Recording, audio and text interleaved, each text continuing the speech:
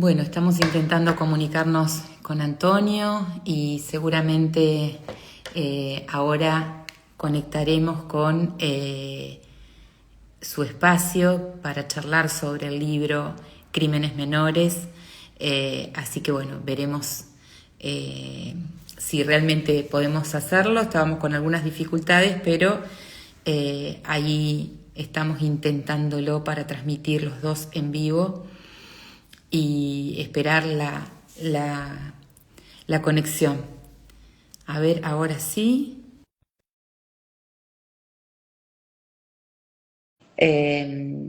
Vamos a esperar la conexión de Antonio. Ya ahí lo acepté, Antonio, así que seguramente aceptar. Ahí está. Me parece que ahora sí. Bueno, Oh, hola, ahora sí pudimos, Antonio. ¿Cómo estás? muy bien, muy bien. Yo no te veo, pero te escucho. No Ah, sé, debe ser alguna cuestión cósmica hoy.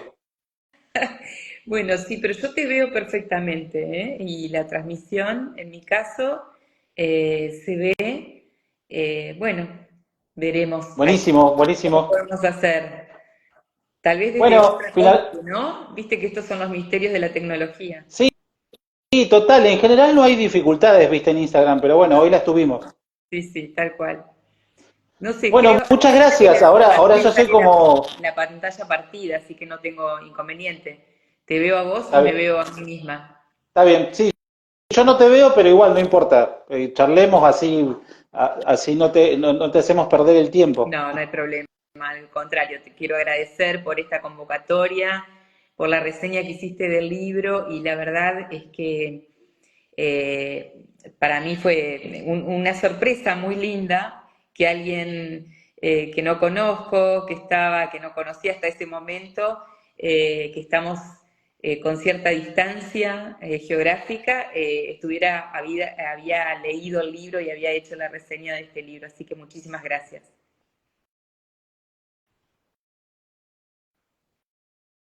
Bueno, creo que ahí otra vez estamos, no sé, a ver, Antonio, eh, estamos intentando volver. Ay, ahora sí, yo te vuelvo a Ahí ver. está, ahí está. Se cortó un segundo y volví a entrar y ahora te veo. Ahora no Perfecto. sé por qué te veo, está todo perfecto.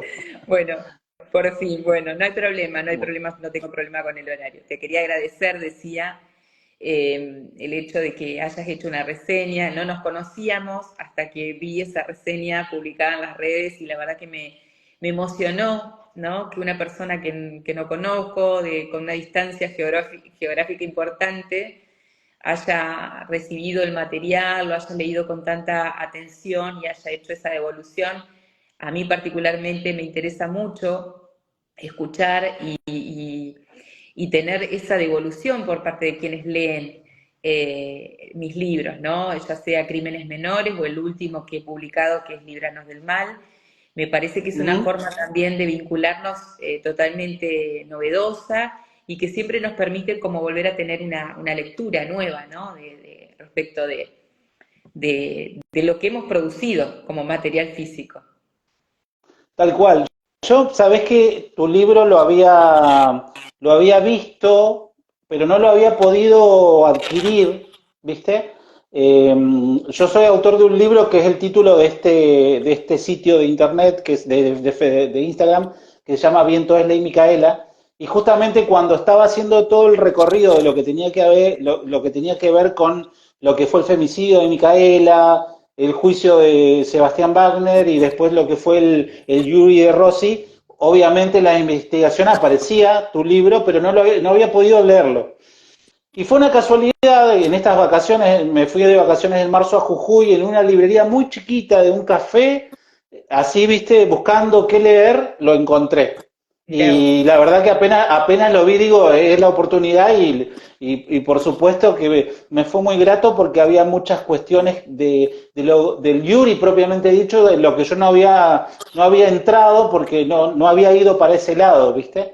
Así que la verdad que el análisis que haces estaba bueno poder intercambiarlo para que quede esto que tiene que ver con seguir con la profundización, la reflexión y la búsqueda de alguna alternativa al sistema patriarcal, ¿no? Totalmente. Sí, yo creo que fue un poco ese el objetivo de la publicación en sí, ¿no? Cuando terminó el jury y ya habiendo conocido, digamos, lo que había pasado, es decir, esta decisión del tribunal de absolver al juez, a Carlos Rossi, que era el juez que había intervenido en el juicio justamente digamos, es el juez de ejecución de penas de la ciudad de Gualeguaychú, que cuando tiene el caso, porque Wagner estaba condenado por delitos previos de violación, y sin embargo le había otorgado la libertad condicional. Ajá. Esto hizo que él, estando en libertad condicional, volviera a cometer otra violación, y en realidad fue un rapto en plena calle, la secuestra a Micaela, la abusa sexualmente de ella y la mata y la asesina, y pasaron varios días hasta que se encontró el cuerpo finalmente de Micaela. Pero una vez que terminó el juicio propiamente dicho, digamos, contra Wagner, pensemos que ahora en este momento hay una revisión sobre el tema de la responsabilidad que tuvo también Pavón en este caso, ¿no? Que Claro, era sí, el tal jefe cual. de Wagner, el que supuestamente ha colaborado en todo lo que fue este homicidio, este feminicidio. Pavón fue el que lo ayudó a ocultarse, a huir, a limpiar el auto, etcétera, ¿no? Bueno, decía que una vez que pasó eso del juicio, desde las organizaciones feministas a las cuales yo participo, en las cuales yo participo, se empezó a pensar en esta cuestión, ¿no? En la necesidad de llevar a juicio al juez de ejecución de penas, justamente por mal desempeño de sus funciones, porque fue la salida de libertad condicional fue lo que le permitió a Sebastián Wagner volver a cometer el mismo delito por el cual ya había estado en cárcel, ¿no? Y que no había terminado de cumplir esa condena.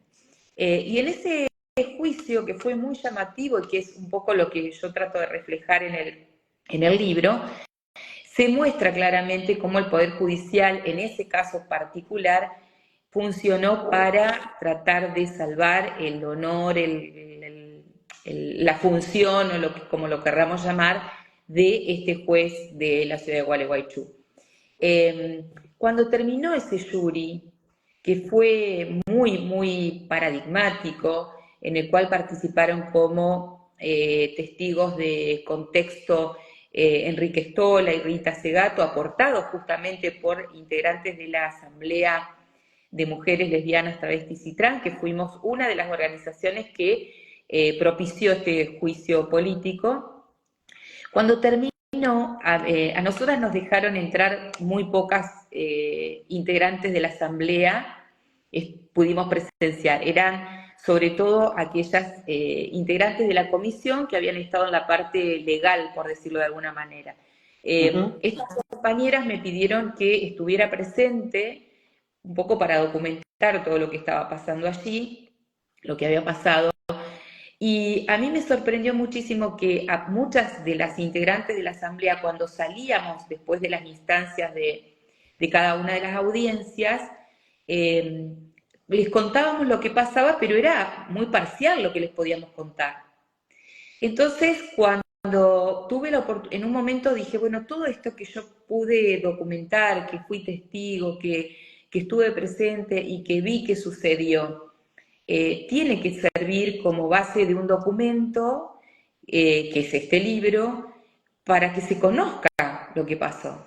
Y una de las cosas que más me llamó la atención fue que muchas compañeras muy involucradas en el tema y que habían acompañado todo el proceso, me dijeron que luego de leer el libro no podían creer lo que habíamos pasado, ¿no? Lo que había pasado en ese juicio, y como que las había ayudado a poner en dimensión toda, lo que pasó.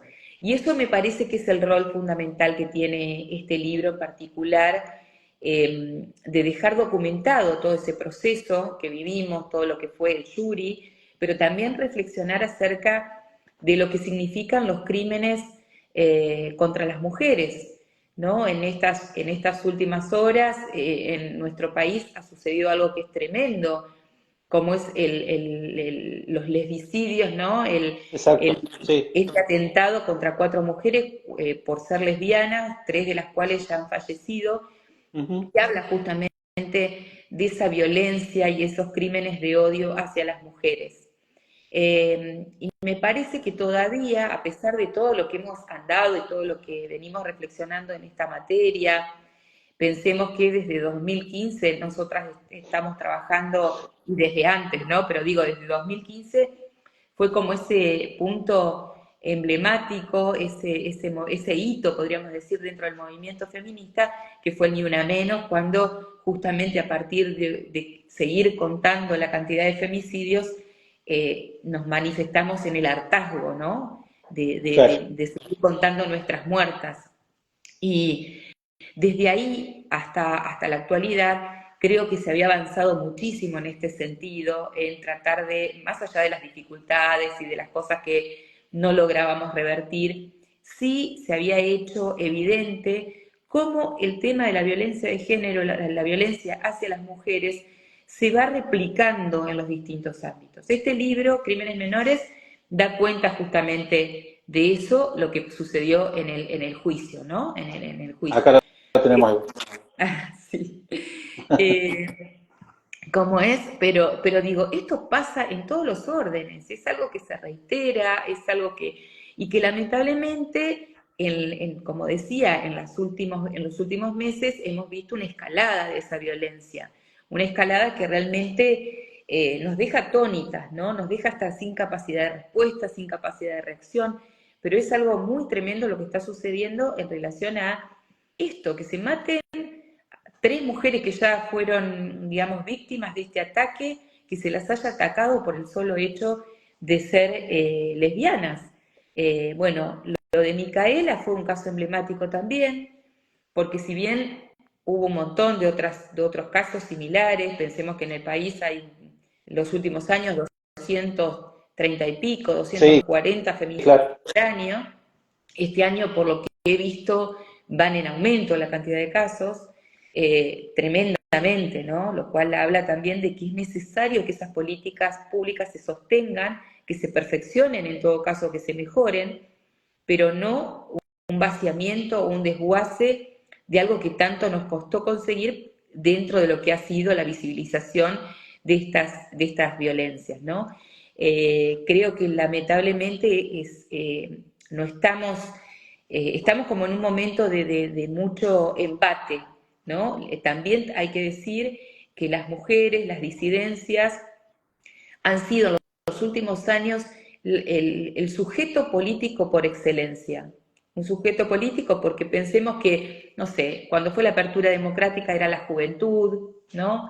Los organismos de derechos humanos, había como toda una movilización en torno a esos grupos y a esos movimientos sociales. En los últimos años, podríamos decir que en la última década prácticamente, ese espacio político ha sido eh, colmado por un movimiento feminista que se movilizó y que se activó prácticamente de manera espontánea. Y esto, digamos, y el embate que hoy vemos en contra de las mujeres, en contra de los organismos e instituciones que atienden las problemáticas de género, y todos los colectivos e identidades de género, yo creo humildemente que tiene que ver con eso, ¿no? Con ir hacia un movimiento que se convirtió en el sujeto político de la última década por lo menos. Entonces me parece que en Yo este ahí sentido, ah, no, te quería hacer algunas referencias para por ahí volver a lo que tiene que ver con tu libro, porque a mí sí me parece muy importante, escuché muchas entrevistas tuyas o comentarios sobre el libro, que vos sí recalcás que lo que deja de importante el juicio a Rossi es que puso de alguna manera la cuestión de género eh, eh, como un paso previo o como una referencia importante en el ejercicio jurisdiccional, por decirlo de alguna manera, ¿no? O sea, se cuestionó el desempeño de un juez por no haber tenido perspectiva de género y eso me parece que no es poco. No, totalmente. Yo creo que, a ver, hay dos casos paradigmáticos para mí en los últimos tiempos y es eso, ¿no? Uno es el caso del juez Rossi, digo, en función de lo que fue su actuación en este proceso. Era la primera vez que se sienta en el banquillo a un juez, a un magistrado, por un tema de género. Eso es un Claro, hecho. Más allá del resultado, luego se lo absolvió, pero me parece que eso en sí mismo es un hecho importante dentro de lo que también lograron las organizaciones, digo, ¿no? Porque fueron varias entidades, entre ellas la Asamblea de Mujeres Lesbianas, Travestis y Trans, las que logran impulsar este jury y al cual se le dio lugar. Eso por un lado, y por el otro, el caso también de las Carmelitas Descalzas, que es el tema del claro, otro libro, porque también es la primera vez que se juzga a una integrante de la iglesia, digamos, en la provincia de Entre Ríos, ¿no? Es la primera vez que se juzga a una integrante de la iglesia, la máxima autoridad de un convento, y bueno, en ese caso sí se la condenó a la superiora del convento de Carmelitas Descalzas de Nogoyá, por el delito de privación ilegal de la libertad y aplicación de métodos de tortura. Entonces digo, son casos que sin lugar a dudas merecen la atención, el análisis, el seguimiento, para entender también por dónde va, cómo se va ajustando o ayornando la justicia o el sistema judicial a, a este avance en materia de derechos. Y a mí me parece que eso es claro. importante. Si bien en este caso, en el caso de Micaela, como bien lo dice el título, evidentemente la justicia, el sistema judicial, dejó entrever que consideraba el tema de la violencia de género como si fuera un crimen menor, ¿no? De allí esta categoría que ha utilizado Rita Segato. Ahí me resultaba interesante el tema de la interpretación que increíblemente, bueno, después si querés charlamos del rol que tuvo Jorge García como procurador en más ser defensor que acusador, pero más allá de eso, la mala interpretación que hace Jorge García respecto de el término crimen menor que de alguna forma describió en toda su obra y continúa describiendo Rita Segato, ¿no? Sí, sí, y vos sabés que fue muy llamativo también cuando se le pregunta, bueno, esto que vos señalabas del procurador, el rol del procurador fue clave en este juicio porque era el que tenía que acusar, Claro. al presentar por lo menos la acusación en contra de Carlos Rossi, que era el juez de ejecución de penas, y contrariamente a hacer una presentación formal de una acusación, lo que hizo fue todo el tiempo defenderlo. Por lo cual también fue bastante difícil que luego el tribunal resolviera. A pesar de eso, digo, porque eso le daba pie a que no pudieran tomar una decisión con respecto a qué, si no había acusación. Sin Claro, embargo, claro. el tribunal votó, bueno, votaron casualmente los integrantes del sistema judicial a favor de la absolución de Rossi y los representantes por el Colegio de la Abogacía y por la Cámara de Senadores en contra, ¿no? Por encontrarlo culpable, pero bueno, mayoritariamente se resolvió la absolución. Decía que a lo largo de todo el proceso, también en su exposición, que bueno, está también expresado en el libro, se demostró la consideración que se tiene hacia otras ciencias, ciencias Sí, sociales, como si el sistema judicial o las ciencias jurídicas no fueran una ciencia social, se trataran como si fuera una ciencia exacta, ¿no? exacto.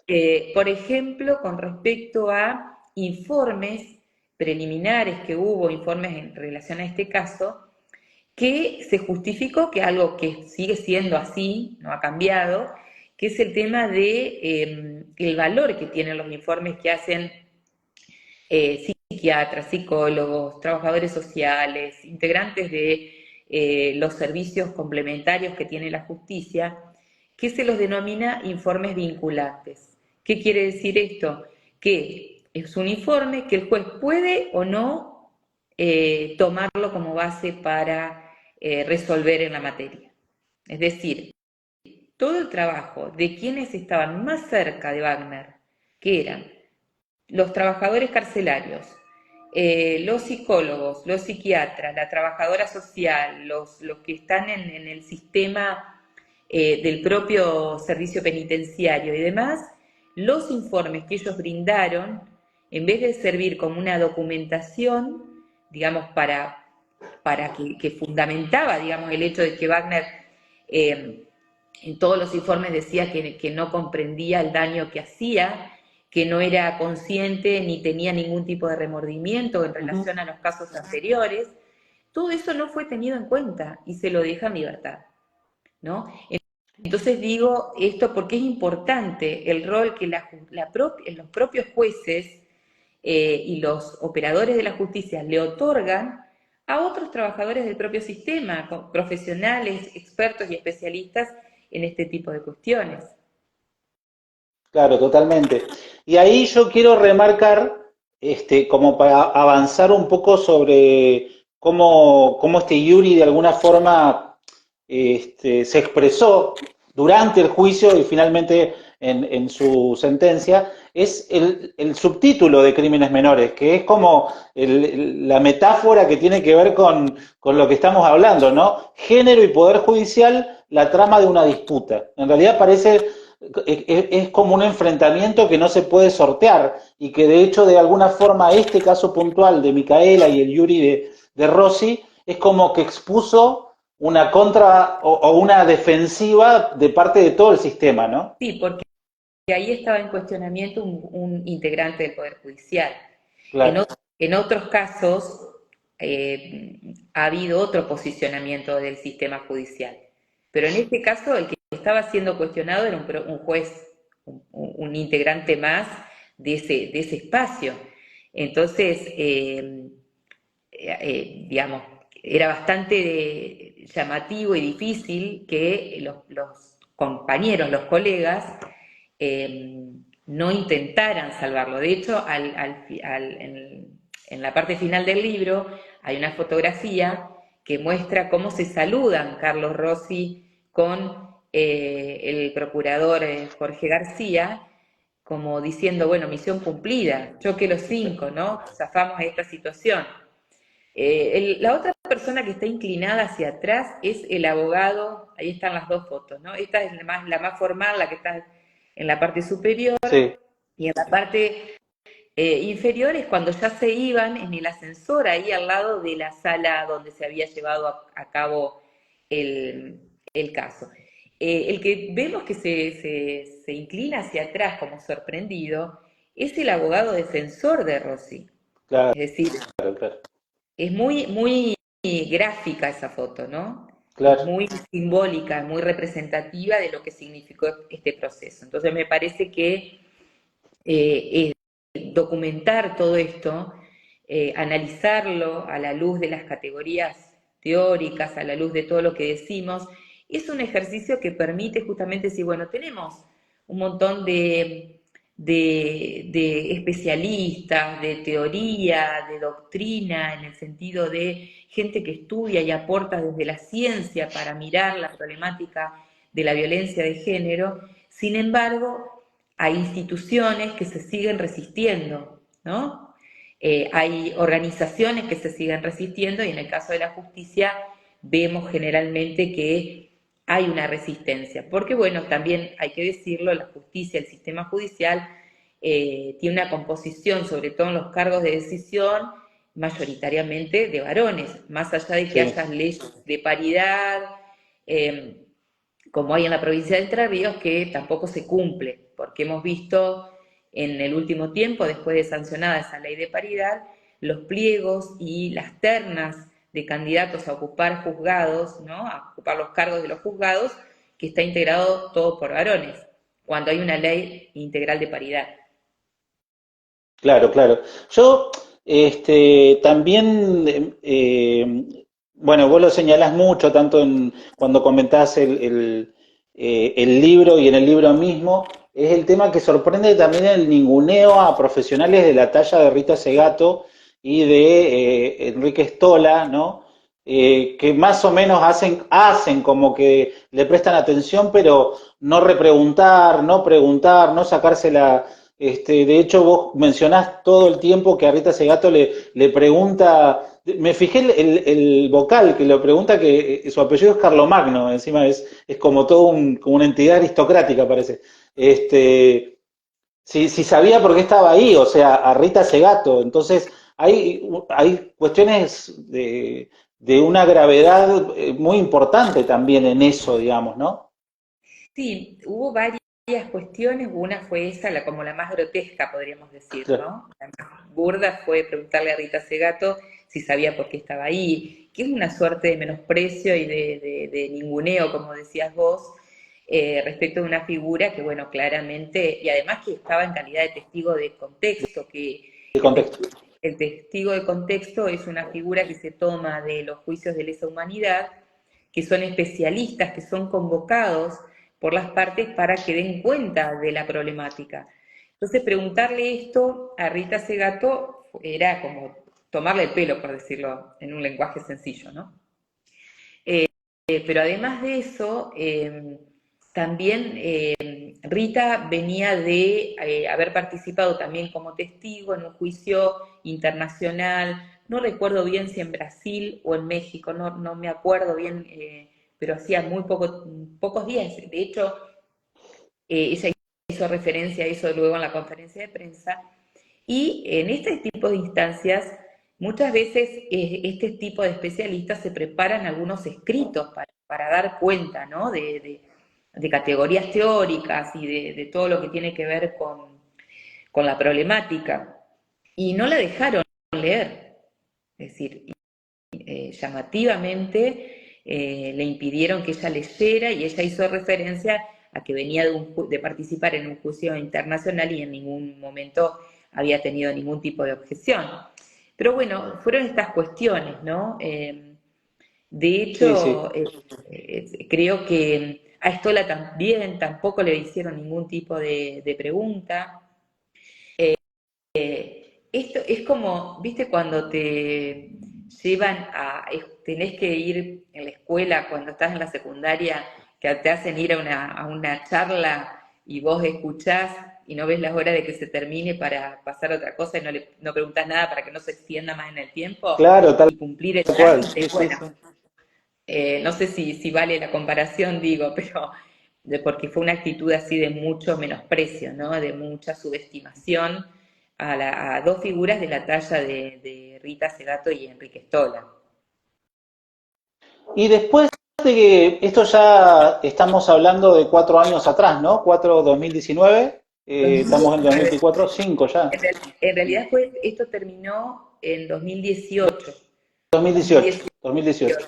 En 2019 yo presenté el libro a los Claro, ahí meses, está. estuve en un par de meses hasta que lo presenté el Día del Periodista, como para hacer un homenaje también a quienes trabajamos en esto. Y vos, eso te iba a preguntar, de ese periodo hasta acá, ¿vos tuviste alguna repercusión o alguna devolución de parte del Poder Judicial, directa o indirectamente? ¿Algún tipo de análisis? No quiero decir autocrítica porque sería mucho, pero ¿algún ruido que haya hecho? Mira, sí, Mira, sí, no de manera tal vez muy pública. El Poder Judicial aquí en Entre Ríos está en un tema de una disputa interna bastante importante, ¿no? Podríamos decir de dos sectores o dos grupos.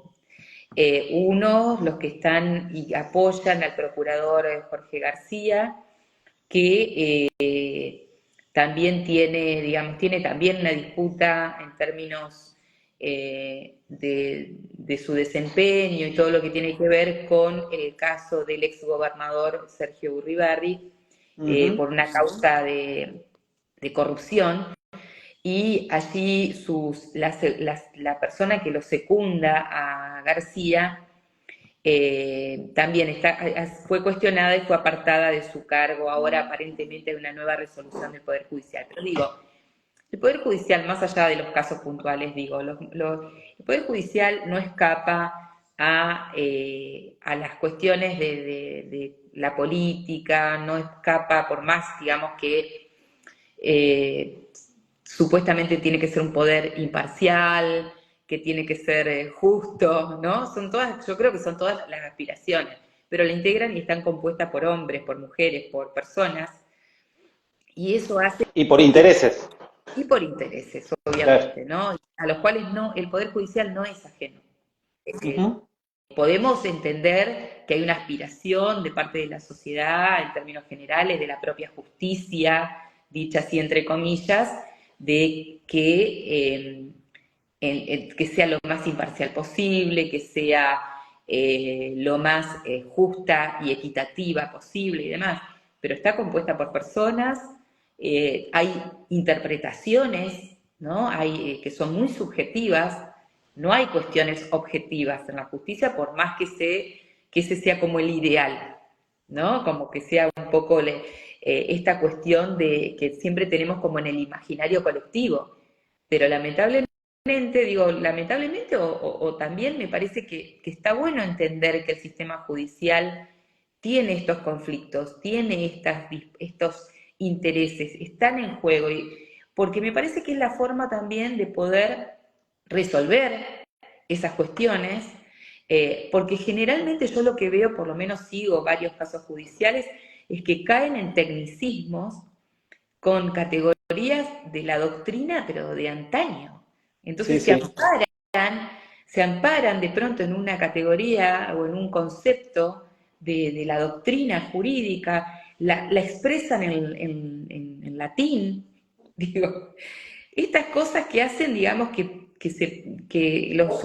parece que están ubicados en un escalón por encima del resto de la humanidad, ¿no? Ujú. Y me parece que eso no le hace un favor a la justicia, al sistema judicial.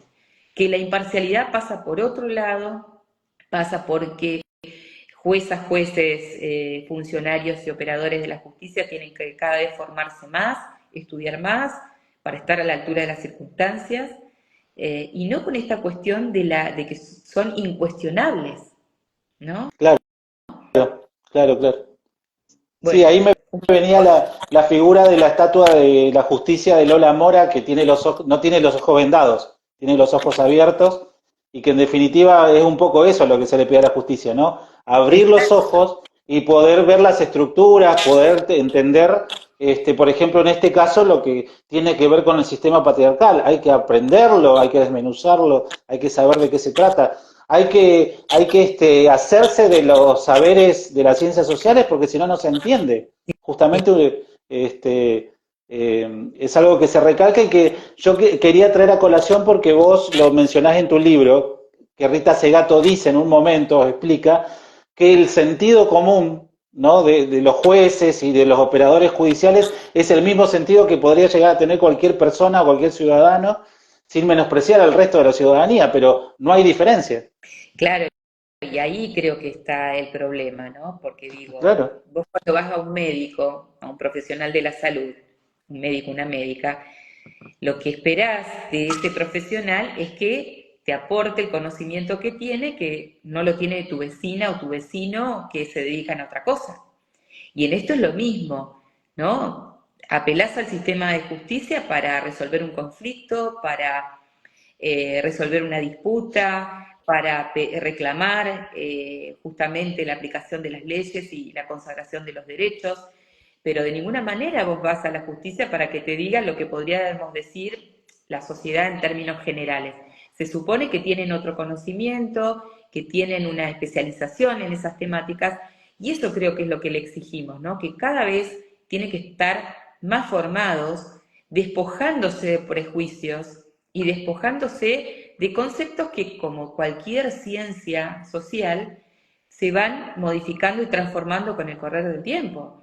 No es lo mismo pensar el dogma jurídico de hace, no sé, 10 años atrás que pensar los conceptos y las categorías a la luz de las leyes y los derechos consagrados en los últimos años.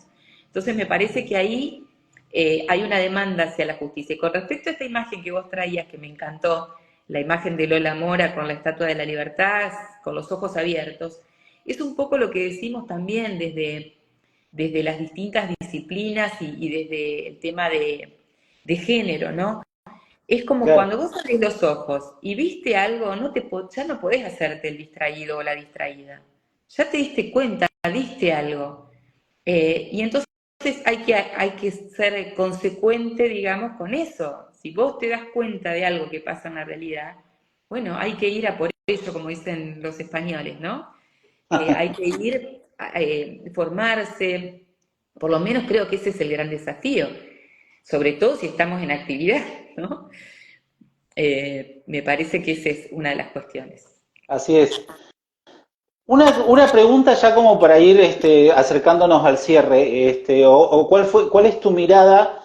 Después de todo esto se sancionó la ley Micaela y hasta este año que evidentemente hay ya un criterio estatal nacional negacionista al menos. ¿Viste que la ley Micaela haya podido tener algún tipo de movimiento a favor de lo que estamos charlando o no lo viste directamente, no lo percibiste? Yo creo que sí, Ujú. siempre, es decir, más allá de que sea poco lo que se haya podido hacer, siempre es importante y es sumamente potente poder dar una charla, escuchar a quienes se han formado en estos temas, dar una capacitación, eh, que el poder judicial, el poder legislativo, el poder ejecutivo, digamos, todos los poderes del Estado, todas las organizaciones y demás, tengan la obligación de formarse, es un paso importante. Digo, a algunos les servirá más que a otros, algunos aprovecharán más esa herramienta que otros, ¿no? Pero es importante que estén esos instrumentos para formarnos y para abrirnos a otra forma de mirar la realidad y de pensarla. Creo que es un paso, no es el único. Claro. No creo que solo con la ley Micaela y con la aplicación de la ley Micaela y la formación en materia de género ya estemos eh, a salvo, ¿no? O solucionemos los problemas. No, porque después tenés mucha gente que sale con el papelito, el certificado de haber hecho el curso y la verdad que no lo aplica para nada. Entonces, Ajá. depende mucho, ¿no? Pero sí me parece que es una herramienta fundamental y que tiene que estar, como tienen que estar las políticas públicas, y si no están funcionando, hay que mejorarlas, hay que transformarlas, pero de ninguna manera sacarlas, porque digo, tenemos un problema muy serio con el tema de la violencia de género, por más negacionismo que haya, la realidad nos muestra las cifras día a día. Eso es algo contundente. Es decir, no se puede tapar el sol con un dedo, por más que nos digan, no, el sol no existe, el sol está, ¿no? Esto es lo mismo, la problemática de la violencia de género, los femicidios siguen ocurriendo, los ataques contra personas de distintas identidades, de distintos colectivos, de personas de distintas situaciones, están siendo atacadas, están siendo vulneradas en sus derechos, y eso sabemos que está ocurriendo.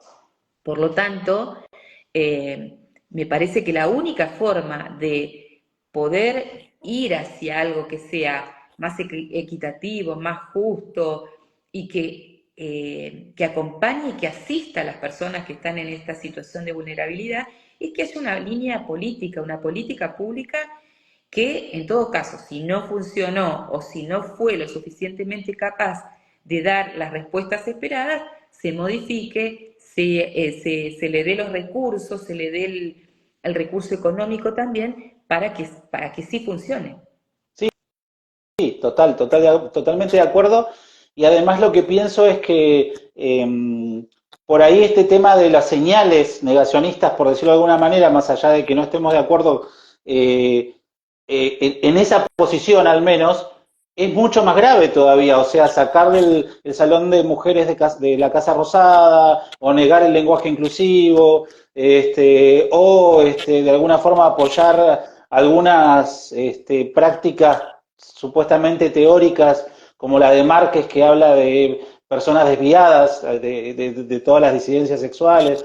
Todo eso acrecienta todavía esta crisis que se está viviendo con los femicidios, ¿no? Que en realidad no se aminora, sino todo lo contrario.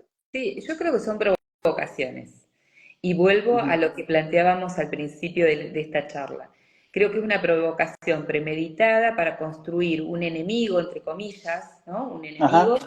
que es un enemigo político, ¿no? Es la confrontación con quien ha disputado poder en los últimos tiempos, que es como sujeto político, digo, categoría, ¿no?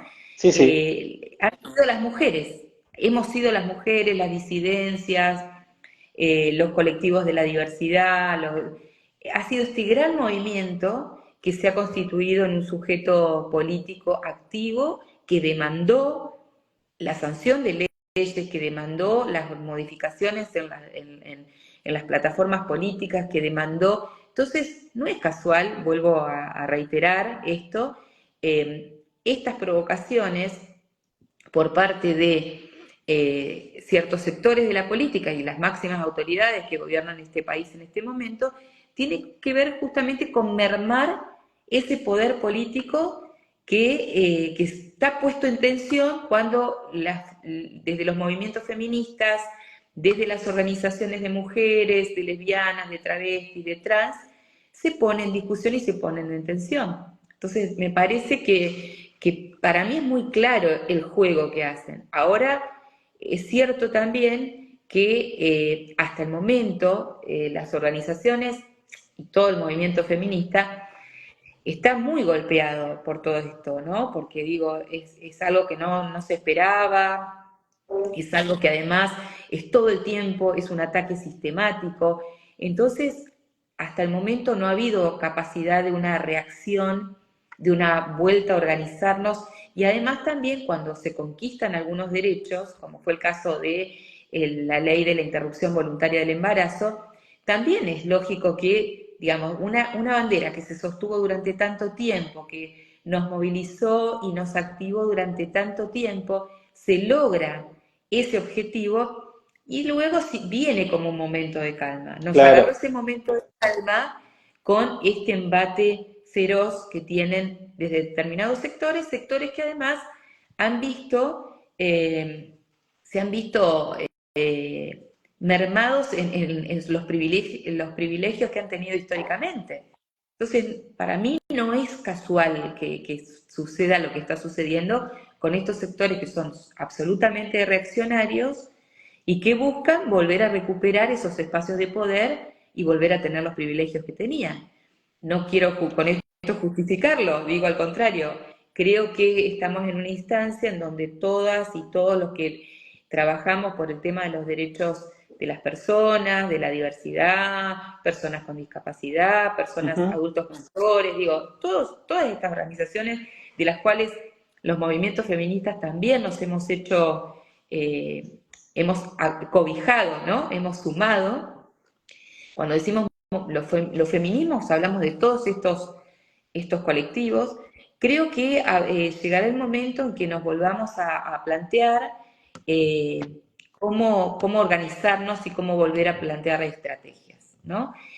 Lo están haciendo internamente las organizaciones, pero ya habrá, creo que el movimiento que se produjo días pasados en relación a reclamar por la universidad pública Ajá. en todo el país fue una muestra contundente de eso que está en las organizaciones, que está latente en las personas, pero que todavía no ve los puntos de canalización, ¿no? O cómo canalizar toda esta demanda.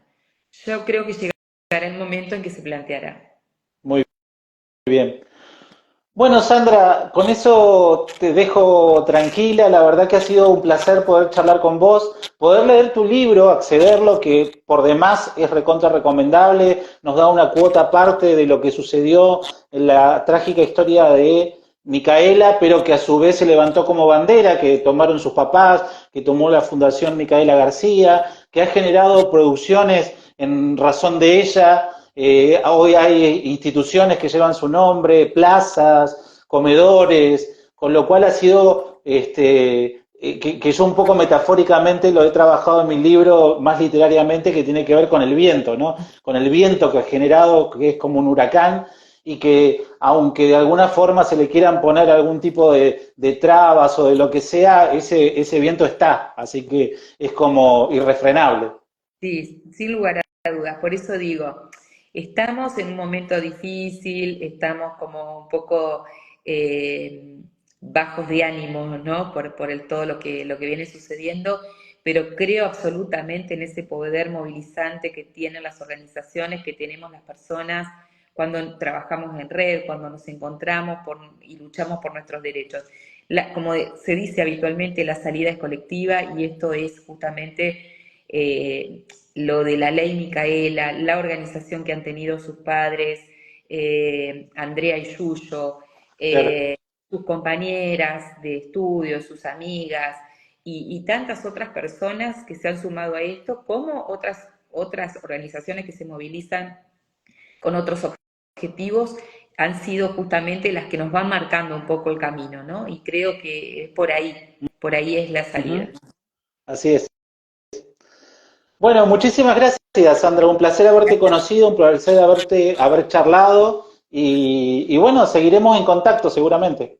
Claro que sí. Muchísimas gracias, Antonio, por recomendar el libro, por interesarte en esta charla y seguimos en contacto. Te mando un fuerte abrazo.